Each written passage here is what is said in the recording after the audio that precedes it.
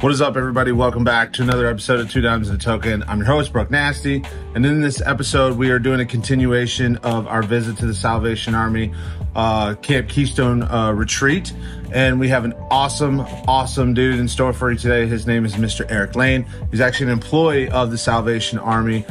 He's been there for quite a few years. He's got some life experiences he's going to share, but he really dives deep into what it's like to see some of these guys go through this program, go through the recovery process as far as what he's seen over the last few years, trials and tribulations of some of these individuals, but also he talks about the passion that he has that about the program that Salvation Army has put together for individuals like, as you saw, Mr. Ryan, and of course, our very own Token. So sit back, relax. I know you guys are going to really enjoy it. It's an awesome, pretty deep episode. We still have a few laughs, but make sure you guys go and subscribe. Hit the subscribe button. Make sure you go hit the like button, all that cool shit. I want to stay alive. We want to stay bringing you great content. So please, by all means, go hit the subscribe button. Other than that, without further ado, check out Mr. Eric Lane.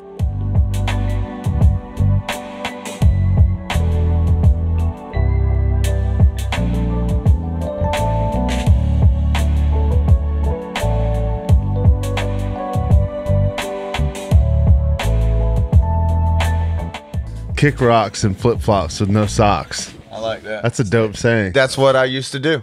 That is. It is. No socks. That is what you used to do.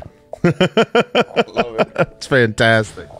So wait, so we're kind of unique because this is the first time we're shooting multiple in one area. So what are you drinking right now? What you got in your cup there, brother? Me? Yeah. It's a little lemonade and tea. There you go. It's little, you know, Arnold Palmer. That's an Arnold Palmer, yeah, right? that's the Arnold Palmer, original Arnold Palmer. The OG Arnold Palmer. Yes. Yeah. Fantastic, dude. Yeah. Well, thank you so much for coming on, dude. Thanks, man. Appreciate you guys having me. I've been stoked to sit here and chat with everybody all freaking week. So, we'll kind of dive in a little bit, dude. What is your role, and what do you kind of do? So I guess I'll tell you a couple different roles. Professionally, I work for the Salvation Army. My name's Eric. I work for the Salvation Army. I'm a major gifts fundraiser. So the boiled down version of what I do is I connect with a lot of our donor base and communicate what the Salvation Army is doing on a local basis as far as program services, how we're serving the community. Provide updates with things like that, but then also on the church side of things, I do a lot with our men's club and kind of oversee the worship and the programming side of that for our men's group. So being here out at Camp Keystone, this is once a year we have the Salvation Army church side of things has a men's retreat. And it's essentially open to any male 16 years of age or older. You don't even have to be a member of the Salvation Army.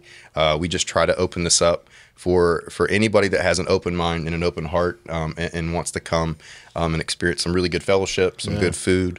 You're going to hear about Jesus. You're going to hear some preaching throughout the weekend, but certainly just a really good opportunity to kind of dive a little bit deeper and just kind of search your soul a little bit. So I think it's a really big thing I can take away from too is builds a lot of network. Builds a network in kind of the direction that you want to go, especially for program that you were part of, Crossroads. Oh, yeah. So where did you guys meet originally? Actually, I've known of Eric, but Eric normally works in the administrative building, so he wasn't really all the time into the Crossroads building itself. Yeah. But I really became fond of Eric was the first time we actually came to men's camp. And we did that big tug of war that lasted 45 seconds to a minute. Yeah, that's crazy. And we connected. Funny, dude. You've mentioned that thing about 12 times. Well, dude, it was such You're real proud battle. Of that. It was such a battle. It was such an epic pull that I've never. Like, that's the first time I'm like, dude, I'm not letting go. You had 12 absolute stallions. Yeah. You're like, dude, I'm not. We went back and forth for crazy. So long. Just units. Yeah. Just units. Just going. Eric was part of that, man. And that was like, what, 3 years ago? Yeah. 4 years ago? Yeah. 4 years ago, yep. And I actually can remember the first time that Chris Bruck entered my life. And it was actually on a Sunday morning. And I love this story because it's probably I love to tell it now, because it's one that where God kind of showed me some humility. So the first time this guy that I ever remember him being in my life was on a Sunday morning. And I was sitting in church, and I could hear this just loud, obnoxious laugh coming from That's it right there. right there. And I'm just like, I didn't even know who this dude was, and I'm like, oh man, like who? First thought is I'm like, who is this dude, and who let him in here? Like, why he is just, I can't believe this. And so I just kept looking over, trying to figure out where all this laughter and this loudness was coming from. And about a week later, we were coming up here for men's camp, and I got to meet this dude and just realize like what an amazing person, what an amazing heart he's got, and just blew me away. And I love him, man, love him like a brother. But we've grown to become really good friends. I've gotten to see, his life coming back together and being restored. I've gotten to meet his children, and just see what a great dad he is. To see, you guys coming together and putting this together, are all just significant milestones for the amount of work he's put in and just how far he's come. So proud of him, man, and proud to see what he's doing. We didn't come here to cry. Yeah. I didn't. Yeah. But I might. Yeah. You never know. You never know. That's awesome, man. So so in your role, man, like what does your day-to-day look like being a part of the Salvation Army? It's a lot of it is unique. So every day can be kind of different, and there can be some days where it's a little slow, and then some days where it's just you can't really catch up. To really kind of drill down, it's essentially program specific. So as the Salvation Army grows in their programs, meaning times get tougher, so we start to see more people that we're trying to feed. Our homeless shelter stays a little bit busier. Things get more difficult for families that are just trying to make ends meet. As we grow those programs, I will communicate that need to our donor base and to our community to try to get the response that we need to continue to grow on the financial side of that, to make sure that we're making those ends meet. So a lot of it's really just communicating the types of things that we're doing, sharing stories like Chris's to people, and showing them what they're already supporting, that there's proof in the pudding. That there's amazing things that are happening. Lives are being restored, and people are really starting to put their families back together. People love being a part of that. And so my job's very simple, man. I really just communicate a lot of what God's doing through the Salvation Army, through a lot of the people that faithfully work for the Salvation Army, and then through the people that are walking through our front doors looking for the services. It's really just a blessing for me to be a part of. That's awesome. And I can tell you from my experience, he has his job and his title, but he goes up and beyond that. There's a lot of things that he doesn't have to do that he does that just comes solely from his heart. Like putting together that Crossroads reunion, that's not, that's not part of his job. He just did that because he's an awesome dude. He just really generally loves people, man, and loves the people that comes in through there.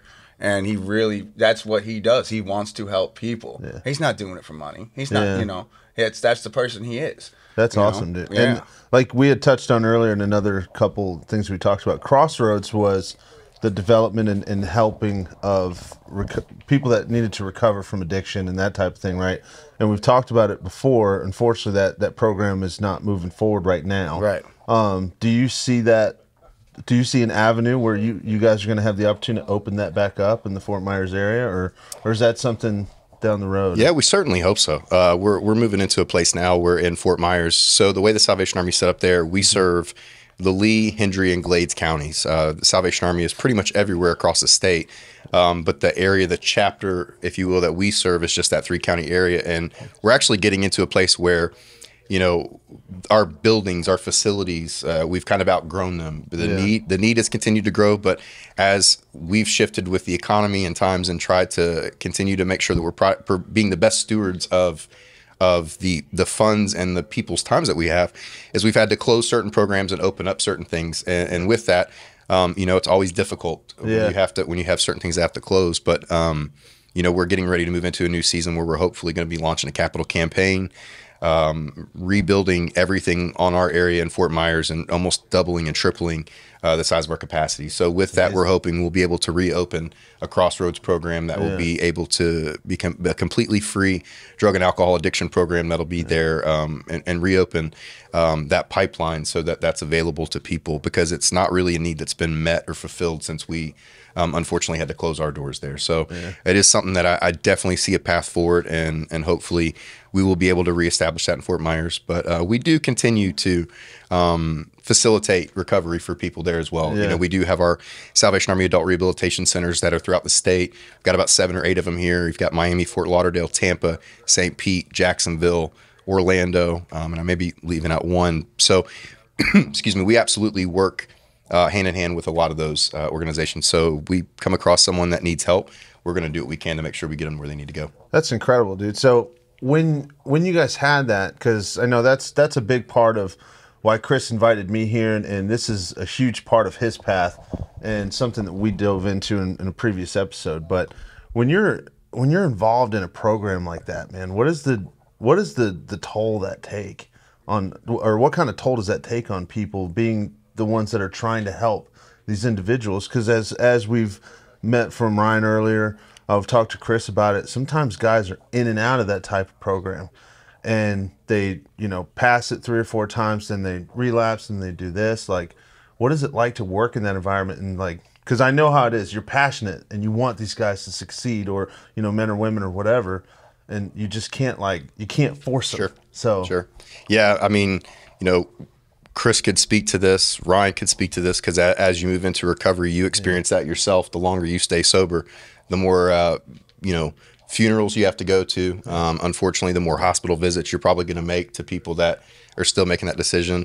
I would say it definitely takes a toll. Everybody on our staff would feel that emotional baggage when we have, especially guys that we've poured a ton of time and love and effort into, and we see them go out. But it's really just from a frustration for them and a hurt for them. It's never ever come across to me like something that you want to give up on. If anything, you're frustrated for them. You're frustrated for the battle that they're fighting. So, it's tough, but recovery's tough, man. And that's part of being in it, is that they're trying to fight a battle, and they need people that see that in them, and that see that fight in them, and that are going to walk hand in hand with them. So, if they can get back up after falling, then we can't have any excuse for not being there for them. So, it's difficult, but it's worth it, man. It's worth it when you get to the other side of it and you see families coming back together, and you get to sit on a podcast like this and talk about, how lives are being restored. So it's absolutely worth it. Dude, I'm a 3-time goer.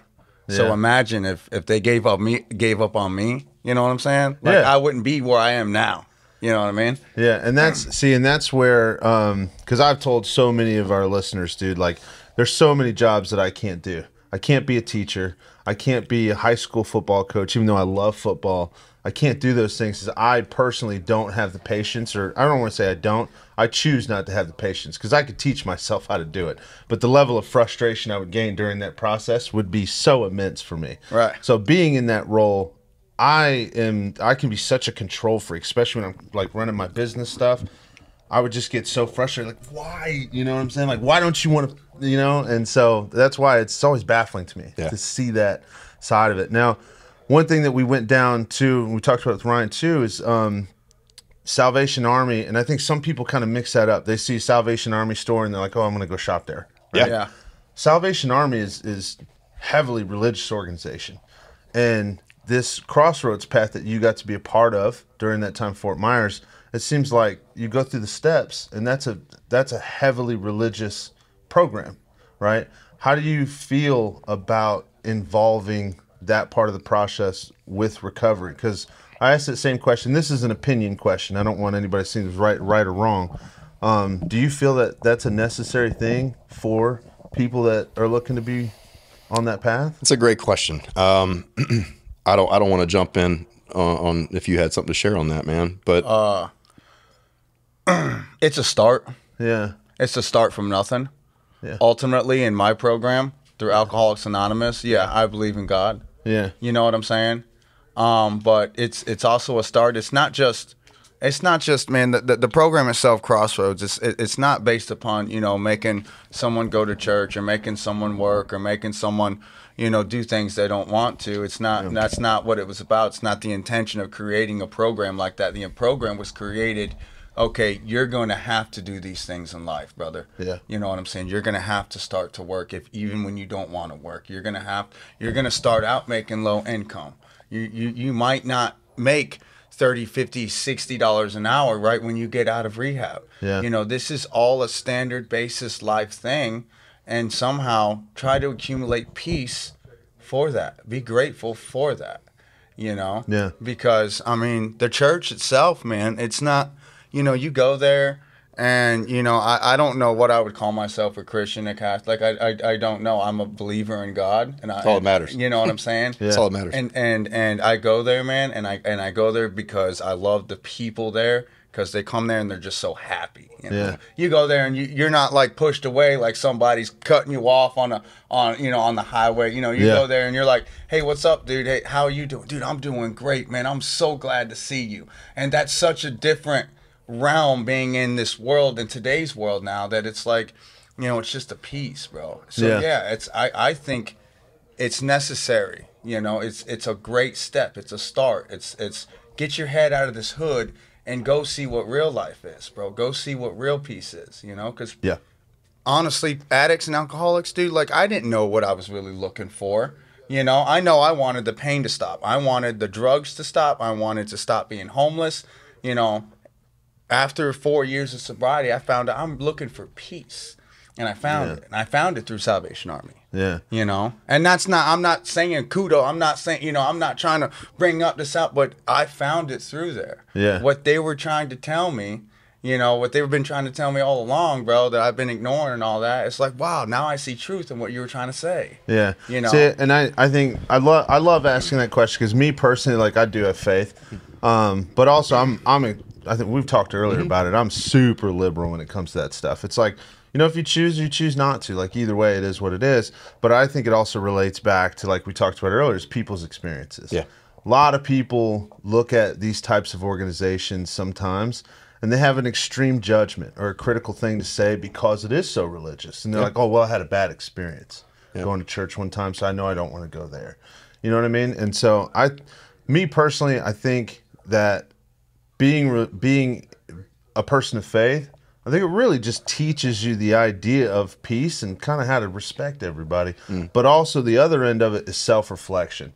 That's what I've learned from it, is like, hey, maybe instead of like pointing the finger, having that faith and like understanding and having that belief in God kind of teaches a little bit, hey, maybe you should look at yourself before you start pointing the finger at other people. Right. And I think, me personally, I think that would fix a lot of problems in our society anyway. Yeah. But, you know what I mean? So, but never having gone through that path, I have no idea if that would help or not. And I think, you know, maybe some people that would walk away from it, hearing what you just said, say, hey, maybe I should give this a try. Yeah. You know? I would, you know, going back to what you were saying earlier, you know, with the Salvation Army, I growing up in it, you know, with my parents being pastors for the Salvation Army, I would say more than a church, it's a community. You know, it's a community of people that are members of the same place. You know what I mean? It's a community that are connected from different things, whether that be from a recovery background, whether that be from, hey, I was a kid that grew up at one point and my parents didn't have a lot of money or have a lot of ways to make ends meet, and you guys helped us out at Christmas time.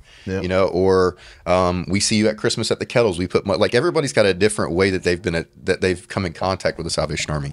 The other side of that, I would say, you know, you spoke to the heavily religious side. They are a non-denominational Christian movement, and their mission is to preach the gospel of Jesus Christ and to meet human needs without discrimination.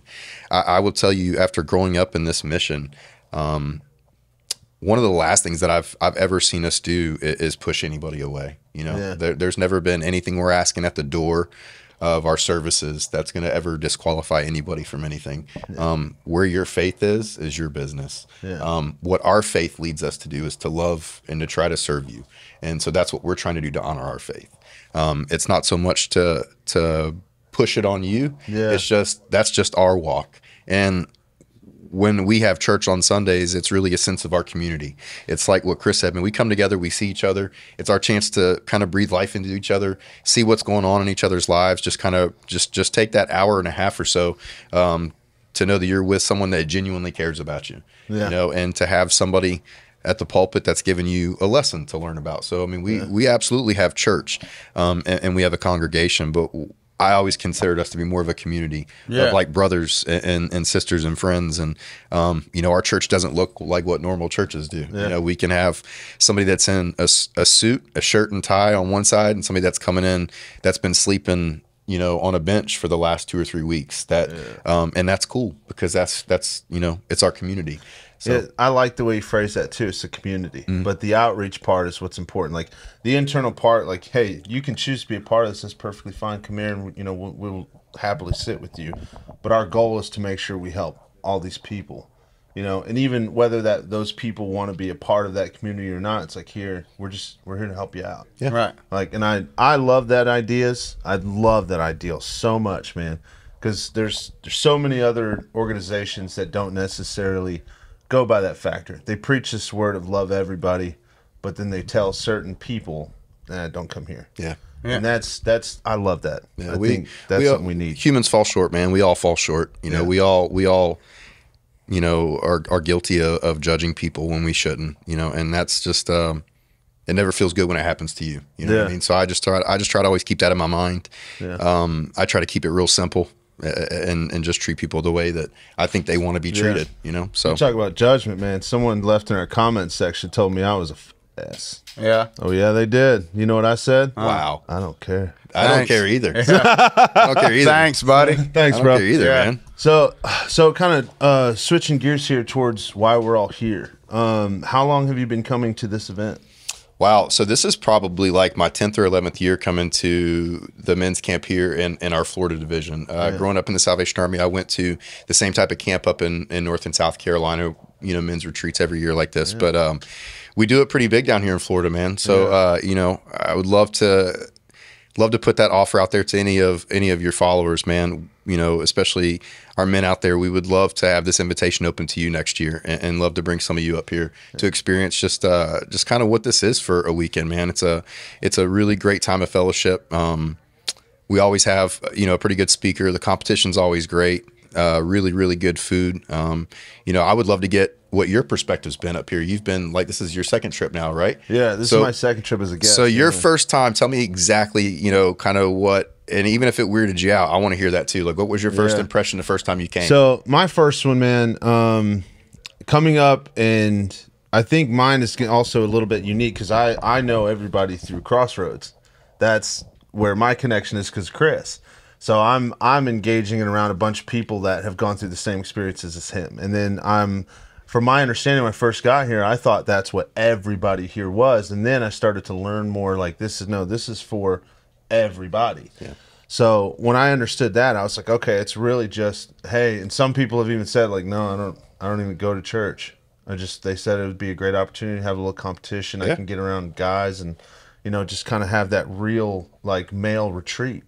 And I heard a lot of great feedback the first time I was here, especially from the competitive side, because there's I think there's like 80 events. Yeah, there's a lot, man. So many events. There's so many events. So many events. And so many teams. Yeah, so many teams and all over the state of Florida. And I think the amount of people that I saw was super impressive. I was actually, for the first time in a long time, because I'm a really outgoing body too, especially when it comes to like, I'm always a curious body too. I love to know about people's lifestyles, and everything makes me curious. So I was actually intimidated and kind of like looking around like, hey, you know, I'm going to be one of those cats that just kind of shuts up and just observes for a little bit. And it was an awesome experience, man. I came away with it. I went home and I was excited. I told my wife about it, and I'm like, hey, this was so cool, man. I got to play basketball. Like, I took home 2 medals. Like, yeah. You know what I'm saying? And on the other side of it, I think the one thing that was set up, and I don't know if it was set up intentionally this way, but I loved the introduction to the faith part too, because like you said, some people that come here, they literally just come here for the sports a little bit, but there was a small introduction to us going out to the cross and talking about Jesus, right? And it was kind of 5-10 minutes, and then it was like, hey guys, and then every person you talk to, you get a little bit more about it. And then by the second day we were there was, hey, we're going to sit down for about 30 minutes before all the games start again. Let's do a little scripture. Yeah. Let's do something not huge, but something. And then Sunday came the big day, like, hey, this is our message. You know what I mean? And I think it was like little by little added up. And by the end of it, you know, I'm sitting here and I'm like, yeah, I want to go to all these. Like, they seem interesting, and everybody seems so passionate about it. So I thought that was planned out really well. But coming here the second time, it's been pretty cool. There were a couple guys that Chris is buddies with that I was hoping to see, which weren't able to make it. Yeah. But all the other guys like that I've met before, and I obviously met you last time, and it's been a cool experience just because it was massively welcoming.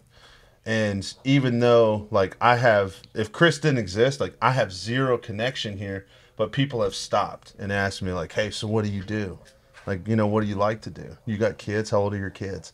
And it's just like, it's like welcoming. It's a different environment, bro. Yeah, it's unique. It's such a different environment. It's like, man, I can't. That's the environment I look for every day when I wake up. You know, you don't want to, you don't want to go out there and be like, man, I got to go to war. Yeah. You know what I'm saying? Yeah. You want this type of environment, you know? Yeah. Hey, how you doing? Shake someone's hand, man. Yes. I hope you have a good day. Yeah, it's awesome. a weekend that I think for a lot of men, it's hard to find, especially when you have kids and you just have, you know, a job or multiple jobs. You just have so many responsibilities. I think the biggest takeaway that I get from this weekend every year is a minute to just stop and like just stop and just enjoy life for a minute, man. Just enjoy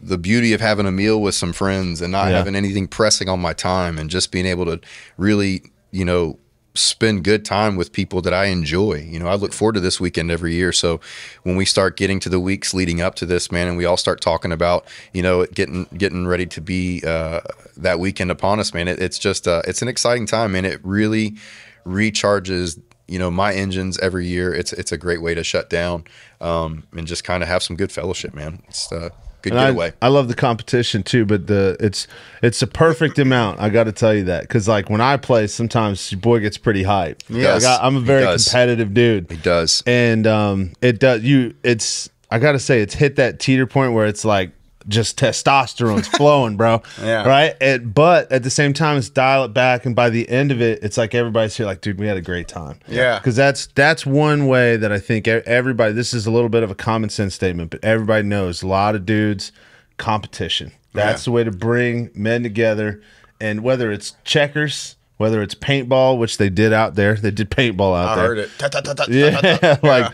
Or whether it was playing flag football like we did, we played basketball or volleyball, softball, the whole thing, all of that. It felt like there was so much more camaraderie. And great example, we had to play with a completely different team. Yeah, because there was only 2 of us that showed up for flag football for our tournament.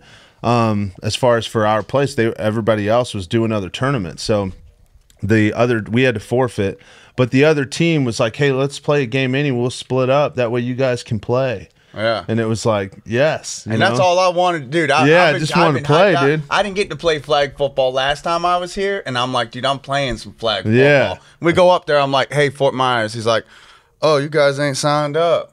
And I'm like, and I see it north and south. I'm like, oh no, we're south. We're south. He's like, all right, well, how many you guys got? I'm like, 2. You know? And they're like, well, North's got 16. I'm like, well, he's like, we'll let you guys play. We'll let you split up. It ain't going to count, though. You guys going to have to forfeit. But we'll let you play. I'm like, dude, that's all I want to do is play, bro. Hey, I'm going to be honest. We went out there and diced those kids. Dicing, bro. Dude, I went out there for like a 30-yard touchdown, dude. I caught that thing right in the end zone. Straight bombed it, bro. I dropped it right in the bucket. Right in the bucket. Bomb, dude. You're such an athlete and nobody sees coming, my friend. That's what I'm saying, bro. Everybody looks at the big body. It's that sneaky athleticism. They don't realize it's the big body bends, man. It's that sneaky athleticism, man. Till he's got that basketball in his hand and he's just doing nothing but net. Slippery smooth. Yeah. It happens, baby. See, I'm not trying to show off too much, but, you know, I got a little something in the tank. You know. Always got game. But you know. So, well, so what would you say after all these years that you've been coming, man? And I'm with Chris. I'm going to get to you as another question after that, too. But, I mean, is this one of those experiences where you're like, man, it's just something different every time? Yeah, I mean, I would say a lot of it's different, a lot of it's the same. Yeah. So every year we usually have a different speaker that has a different theme to the weekend. This year, I think it's dive deeper. So to that extent, you know, there's usually a different message every year, but then a lot of the stuff is still the same, man. The food is always great. The fellowship's always great. You know, I would say to Chris, I mean, the more times you start coming, you start seeing some familiar faces from other places, from other cities that you just get used to competing against. Yeah. You know, and that's kind of neat. So, yeah, I would say that there's always something that surprises us every year and is always a good surprise. But for the most part, I think the thing that I enjoy most about it is the consistency. I know that it's always going to be good. It's always going to be well planned out. There's people that are working on this, that are, you know, putting things together and carefully structuring out what the weekend's going to look like, you know, 6-7 months in advance. So, you know, I'm always appreciative of all the work they put into it. That's awesome. And, you know, just how much of their time they put into it. So it really makes the rest of the weekend a great experience for everybody. That's awesome. Yeah. What about you, Chris?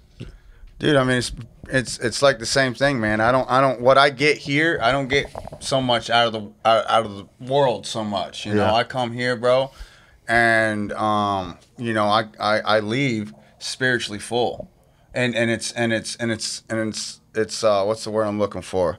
Satisfying. Not so much satisfying. It's contagious. I take what I get from here, bro, and then I go try to help the world with that.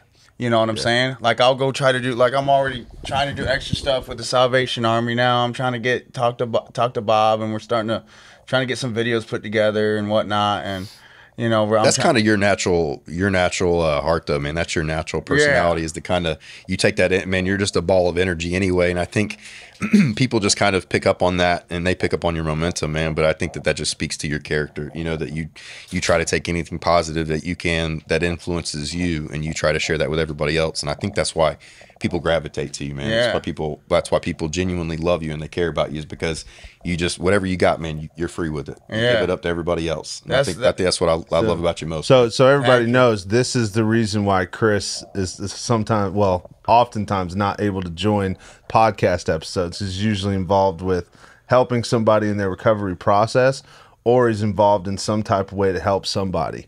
So, and this is primary for Chris's life. This right here gets my help juice up, bro. Yeah. I come here full. You know what I mean? I try to bring my empty tank and then my other empty tank with me and fill up, and then I spread that all over the world. Funny, because the whole time we're driving home tomorrow, I promise you, he's gonna be like, Mike, I'm pumped up right now, bro. I called my sponsor earlier, dude. I said, dude, you got to come up here one time, bro. And this is like the 4th or 5th time I've been up here, and it don't get old for me. No, I was gonna say, this is at least your 4th trip up here. Yeah, at least the 4th trip. At least, you know.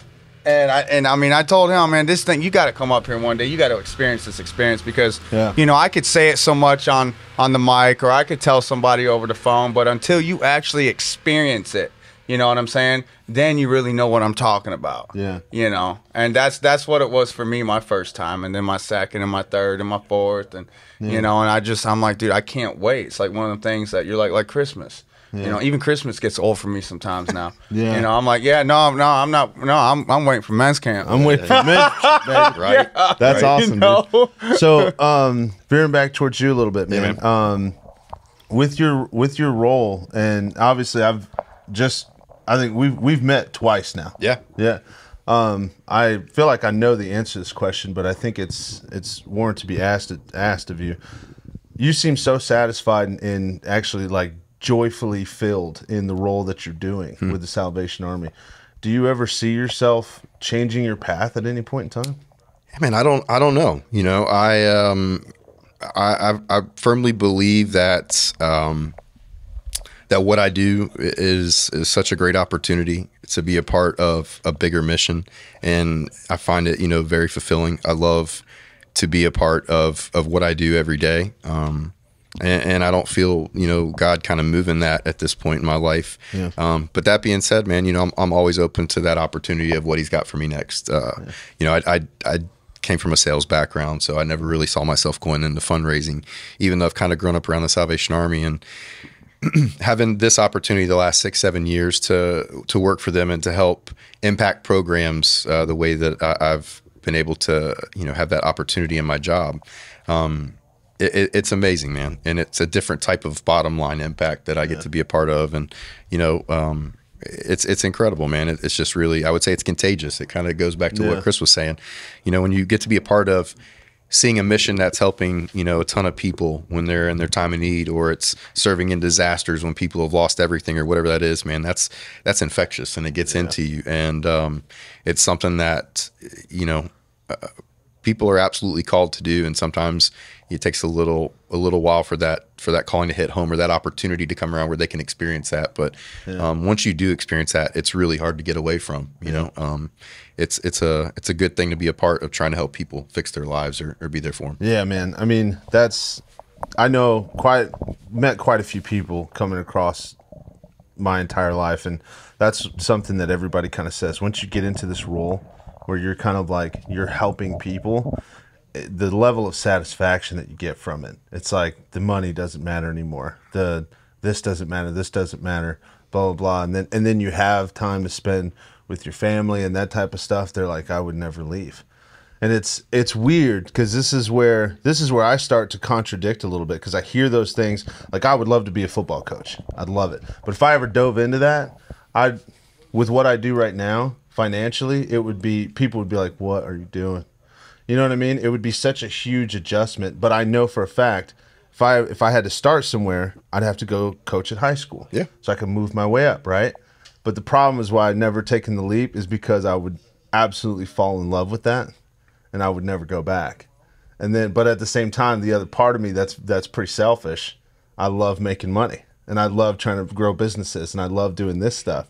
You know what I mean? So I think you tell me that, and I think I see you as being a great high school teacher. See that? And coaching football and still having your summers to make money and still do, like, I see like no issue with you getting your teacher's diploma, your degree, so you can coach football, man. Like that doesn't sound foreign to me at all. I think you'd be incredible with kids. I think they would respond to you. And I think, you know, the beauty of teaching is you still have your summers. Now, granted, I don't think the money would be the greatest for teaching, but I do think you'd be fulfilled in a way that you couldn't really describe. Right. So, See, that's a possibility, man. I think it's more of a possibility than you realize. And once you have it, and like I said so many times before, but like you said, once people have a little taste of that, and they get that, like, man, I helped them. It's just like, it's different, man. I want to keep doing it. It's different. Yeah, you know what I mean? It's different.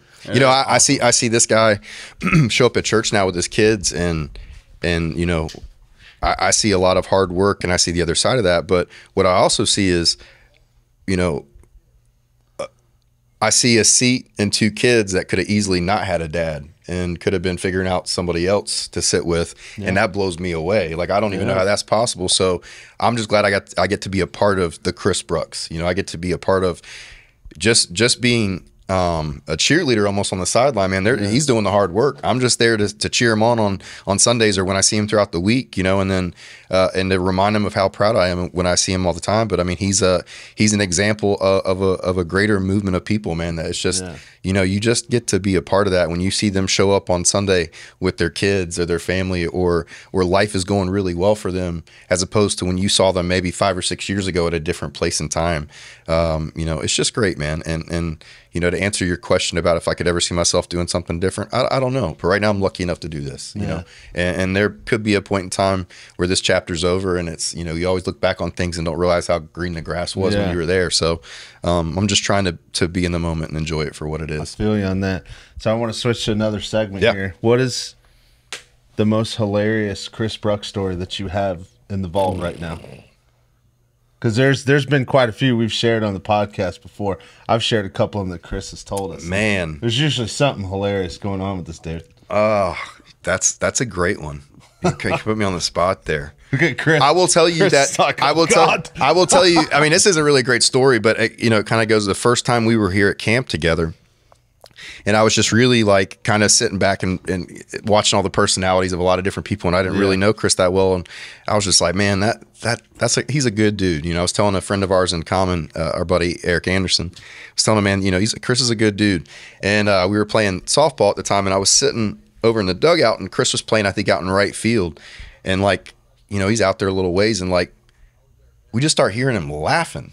And like, I'm like right there. And I'm like, bro, who's he talking to out there? Yeah. And there's nobody talking to him. He was intermittently like cracking himself up.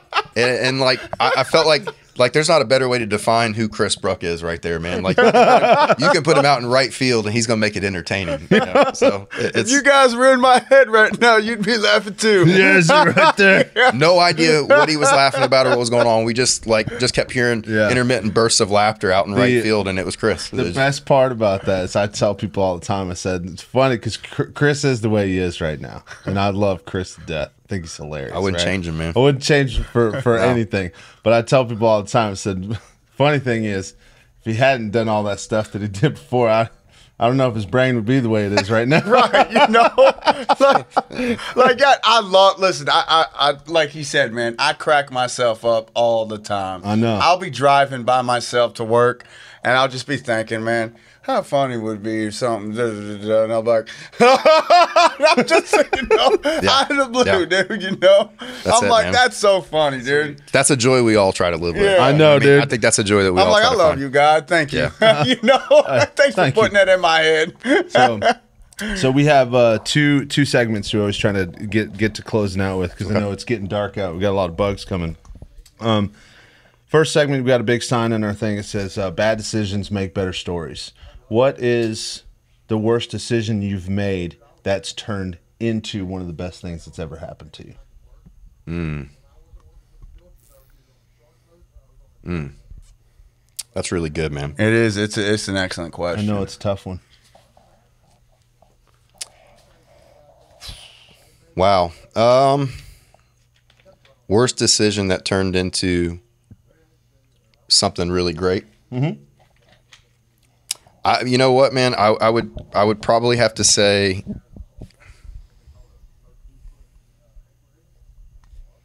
man, that's really good. He's like, I've made no worse decisions. No, I've made a lot of them. I'm just trying to think of which ones I'm prepared to talk about on the podcast. Yeah. You know, man, I would probably say, you know, I made a stupid judging character. It made a really just dumb move and got a DUI probably about 10 or 11 years ago. And, you know, was a lot younger, was definitely living a different lifestyle and partying a lot.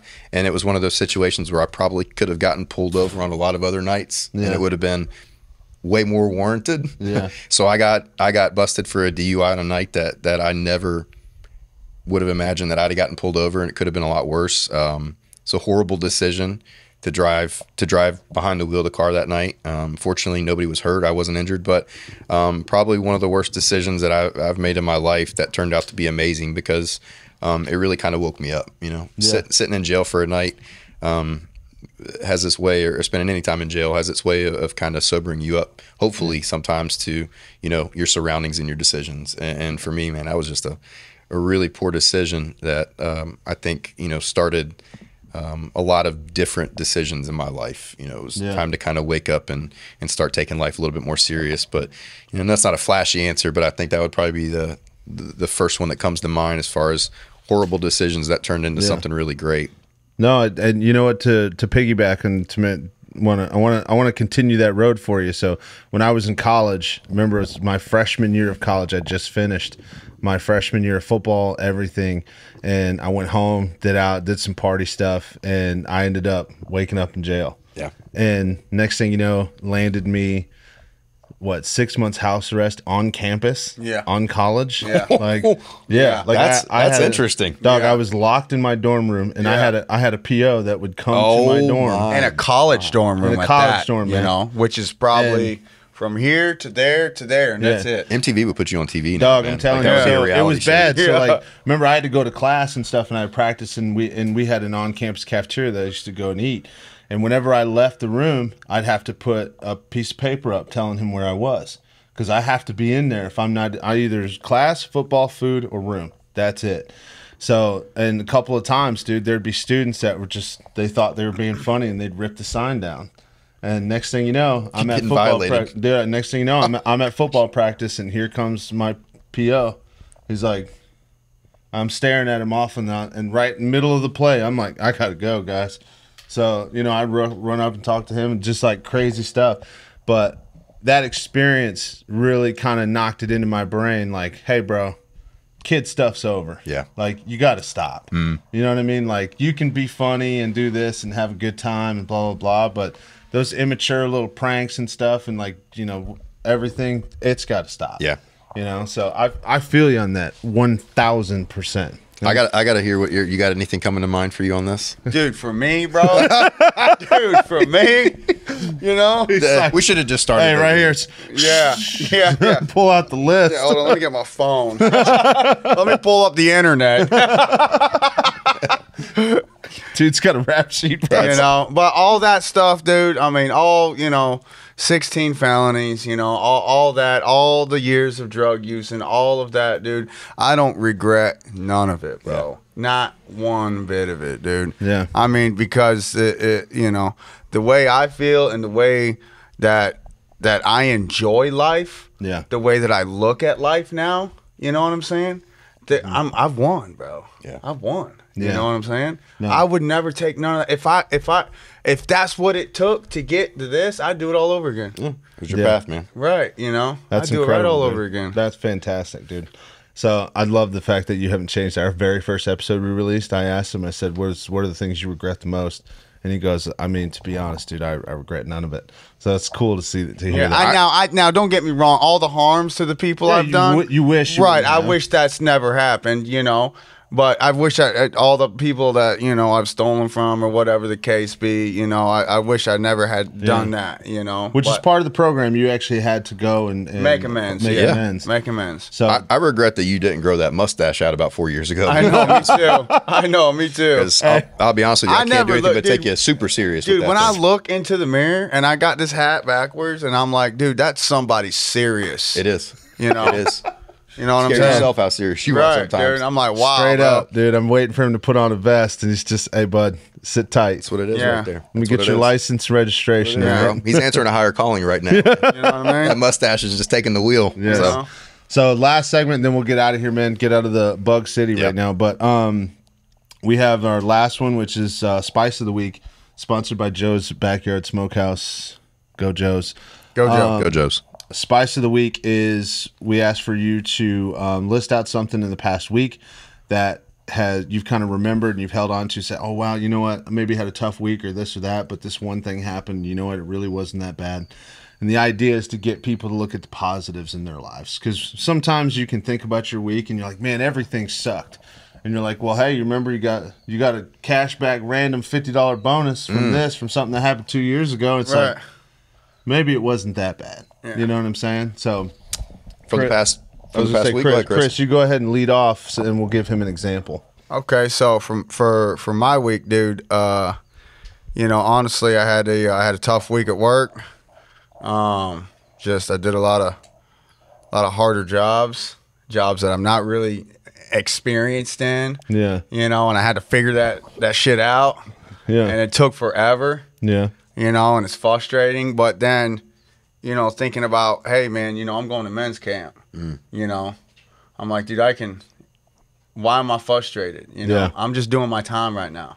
Men's camp's coming. I You know love what that. I'm saying? It's I love coming. that. It's not going to stop. You know, why am I trying to rush this to get to that when there's already a deadline to that? So I can be patient. And it helps, dude. I think like that on the job site. I'm like, dude, why am I rushing? Why am I stressed out? Why am I, you know, I want to hurry up and get this done so I can, wait 12 more hours, which I'm going to wait 12 hours anyway to go. Yeah, You know? yes. So men's camp. Yeah. I dig that. That's good. Fist Yeah. bump on that one. I would say, you know, that's a segment, fortunately for me, that almost on a daily basis, I think I you know, will probably carry something longer than I should. And then I'll work with someone that's, you know, coming in for a bite to eat from our homeless community. And it just kind of like really cuts me down immediately. So I would say it's probably almost on a daily basis, man. Almost every day, you know, in some way, I through the people that we work with, whether it's in our shelter or the people that we're feeding in our pantry, almost every day, man, I get humbled in some way to recognize just how lucky I am to have my own bed to sleep in every night and my own pillow. I'm fortunate enough to have a vehicle that I can rely on to get back and forth to work. Yeah. You know, I really can look for things to complain about in life if I want to. Yeah. And they're all over the place. Yeah. But God's made it pretty good for me, man. Like, you know, I asked for a job, for shelter, for a way to take care of my family, and he's provided all those things, you know, and puts me in a situation where I can work harder to try to continue to better my life and those around me. But I really don't have a whole lot to be upset about, man. I'm pretty thankful. I'm pretty grateful. I dig that, dude. Basically, the daily reality check. Yeah. I love that. Almost every day, man. That's a fantastic spice. He's got a daily spice. So mine is going to go out to, and I like the little things. Mine's going to go out to having a night by yourself as a dad with your kids. Yeah. So Ash had to go out and do this thing over at Disney. She's trying a new hobby out, and kids, as soon as they got back, she was already gone. I picked them up, came back to the house, and wrapped up stuff I had to do on work, and they already knew what time it was. Yeah. They're like, "It's just Dad tonight?" Yeah. They're like, "We're about to party." Right? It's hangout time. Immediately, Avery just looks. She said, "Can I see your phone?" I'm like, "What's up?" She's like, "I know we're door dashing. You're not cooking." Yeah. I was like, We're eating out tonight. I was We're like, eating out tonight. "You're right." Yeah. Here you go, Avery. Yeah. So she's going through next to. She's like, Taco Bell. There Yeah. we go. Right. So okay. Good job, Avery. And then immediately she hops on. She says, "All right, Dad." Here, she hands me the Xbox controller. She's like, "We'll be on Fortnite until Thursday Night Football starts." And I'm like, I like how she gets down. "Oh, dude," and I'm like, "You're right." Yeah. a sharp cutoff time for Thursday night football, And though. Ryder the whole time, bro. My son he just unloads when it's just like us time, and he'll be like, "All right, Dad, let's do this, because you're trash at everything, and I'm better than you." So he just starts talking trash the minute he knows it's just us. That's awesome. Yeah, so That's awesome. that right there is having those little moments, and they know bedtime's usually 9 o'clock. What time did they start showers? 9:30. I think she started at 9:16. She started at, I think it's 9:30. She Yeah. started. Next thing you know, we look back. It's almost fourth quarter in the game. It's like 11:15. I'm like, "Oh shit! You're like, oh, hey, yeah. Those are Yeah. You guys got to be Time up to a go to few bed. hours." those are special nights, though, Yeah. man. Those are nights they're gonna remember forever. That's what I'm saying. Yeah. So we'll wrap up, get out of this Bug City. But dude, if you have anything that you want to tell people as far as how they can connect with you, or if you prefer connect with Salvation Army, look right in that camera and let them know, brother. Yeah, man. Would love to connect with any of you. Feel free to reach out to either one of these guys to get more information on the Salvation Army, how you can get involved, how you can give back, or if anything else, man, if you just want to come out and check this weekend out next year, we would love to do that. Get in touch with Chris would probably be the easiest way, and can get you directly in touch with me, can get you my number or email address, would probably be the simplest way. Thanks for having me on, guys. Dude, Thank you. Appreciate it, man. absolutely. You guys be easy. Be classy. easy.